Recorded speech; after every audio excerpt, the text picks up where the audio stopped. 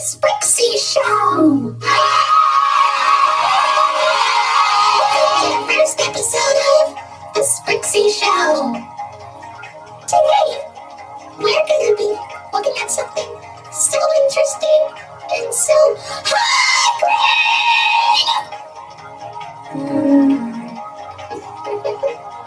Oopsies.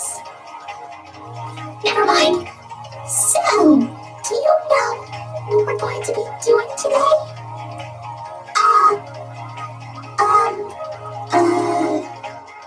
A review? You betcha! Are you excited? Because I'm excited. Well then, here we go. This is our first review. Welcome to Pooh Corner. It's a good place to start, huh? But Green, I heard about this show. It's, well, don't worry, Orange. Please just calm down. It's okay. Mom, I don't want to hear about it anymore. Please, I don't like this show. I want to go home now. Can we just skip this review, please? Please. Anyway, let's continue with the review. Well, first of all, it looks like an innocent Winnie the Pooh show, huh? Well, it is. It's worth noting that this is the very first Winnie the Pooh TV series. And as you can see, it's live action. Who doesn't love live action? Okay, let's play it straight. Let's just take a look at some of the differences. The biggest difference is Winnie the Pooh himself. He looks like Winnie the Pooh, only some people think he's creepy looking. Well, the cartoon Winnie, he's kinda cute. As you would expect, that's his regular appearance. But the live-action one in Pooh Corner, he's kind of, well, dare I put it, a little bit unnatural. I mean, his head seems a little too small, obviously because it's a costume, and people don't have that big of a head.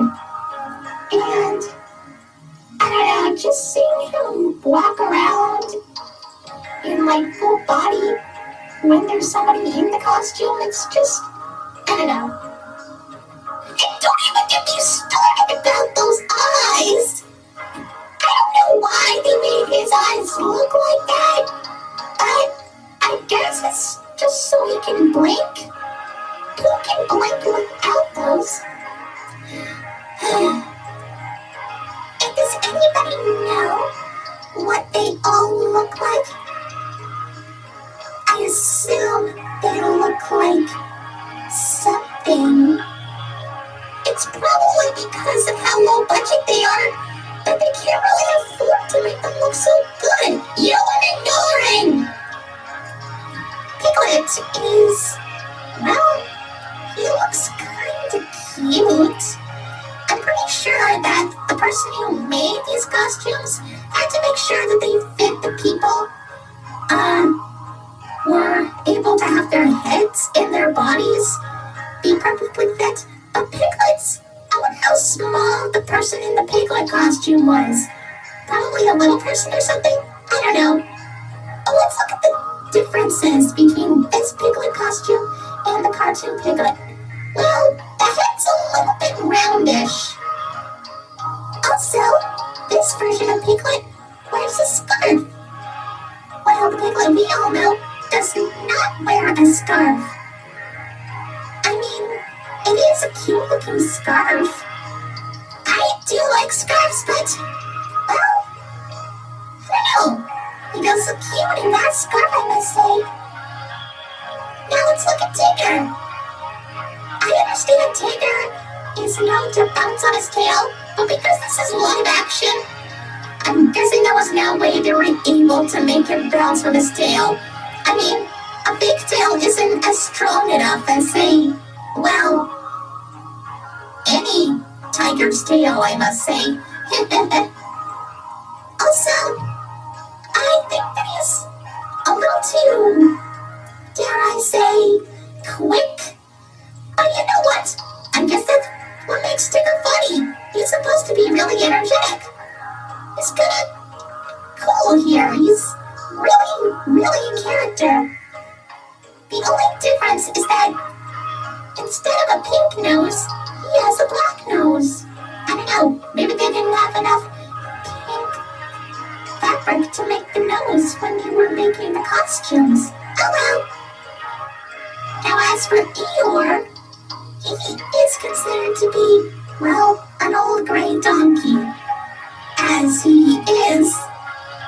But the thing is about this version of Eeyore is that he's less depressed and more cheerful.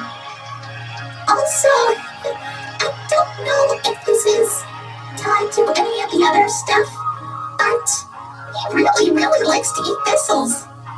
I mean, thistles are plants, so I guess maybe they kind of put that into the actual Pooh stuff, but I guess that we've never really had that information, and we've only heard it here. Also, how does the Eeyore costume work?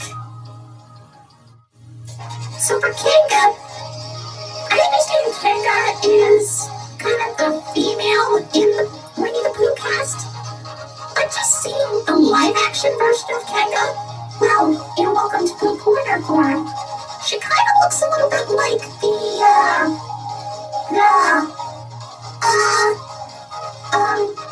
alright, let's move on.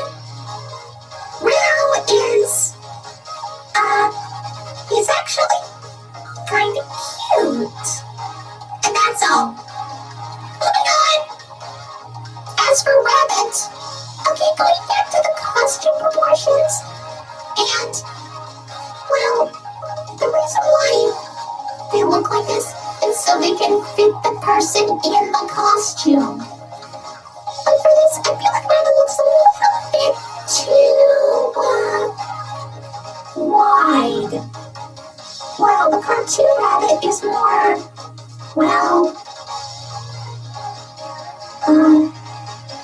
thin, I must say. Also, I noticed that Rabbit is less cranky than his original cartoon counterpart.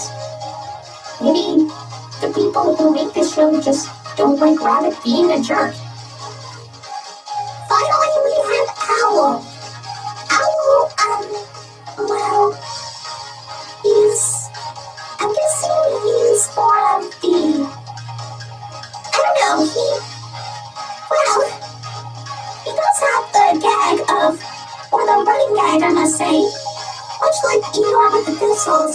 He likes to talk about his relatives. But you know what? Well, I'm guessing that's kind of a thing he could do. I mean, yeah, sure, he can be very mature and wise, but, yeah, just hearing him talk about his relatives is kind of amusing, I guess.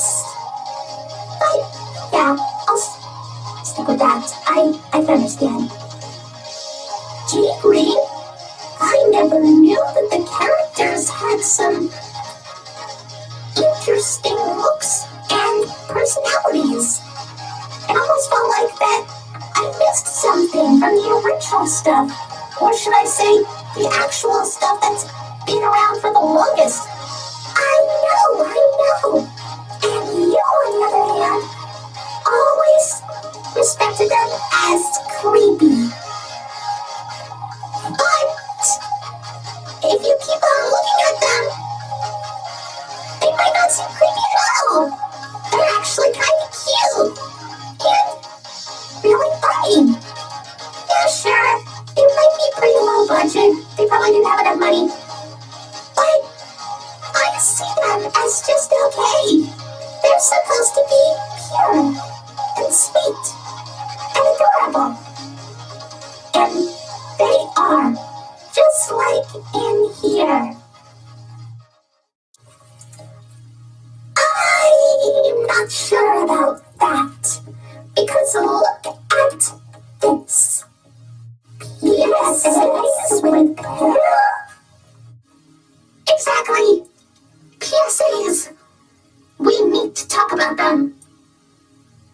Why are you wearing glasses? Oh,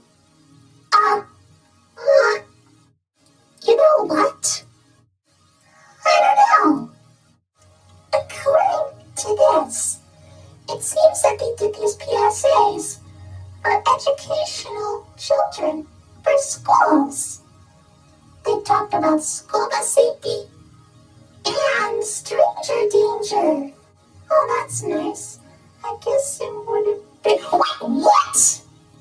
School bus safety, etiquette, and stranger danger? Are you telling me that they also educate children at school? Yeah. Is that a problem? I can't believe that those kids were actually able to pay attention without, worrying. Don't worry about anything. You see, Pooh's Great School Bus Adventure is a 13-minute long PSA that was released, I believe, in 1984. It taught children all about proper school bus etiquette.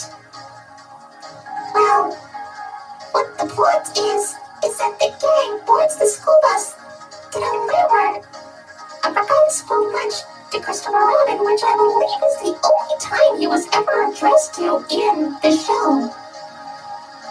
Anyway, while on the bus, they talk about what to do and what not to do in terms of school bus safety.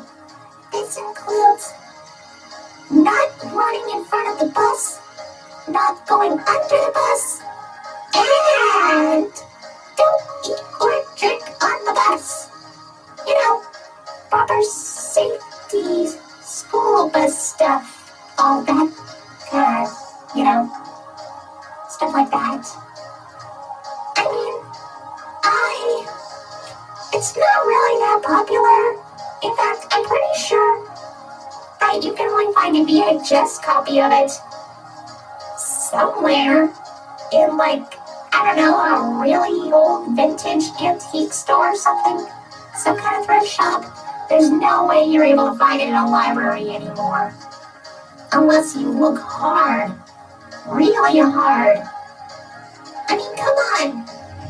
I feel like that this is probably one of the most jarring things I have ever experienced from Winnie the Pooh, but there's more.